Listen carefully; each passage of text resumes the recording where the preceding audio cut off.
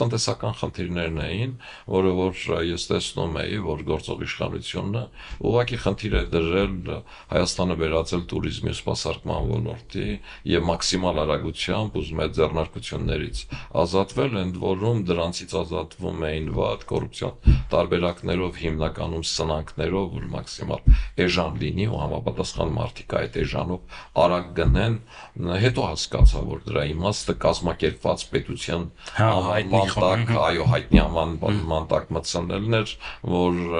ապաշարված ամրոցի սկզբունքով երկրի տերերը լինեն 30-40 մարդ, մեկը հացը բերի, մեկը ջուրը, մեկը, չգիտեմ, ձիթայուղը, այն մյուսը սովորական յուղը, ու այսպես, ու դա բոլորին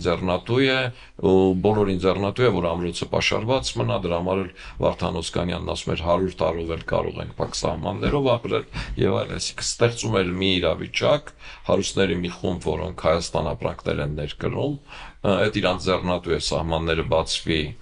իրենք ոչ մեկի այլևս պիտանի չեն լինի, ու փակ սահմանների սկզբունքը դառնում է քաղաքականություն, դա էլ իր մեջ ներառում է, նաև ներգրավում է ազգայնականություն, ու այս դառնում է գաղափարական շրջափակման,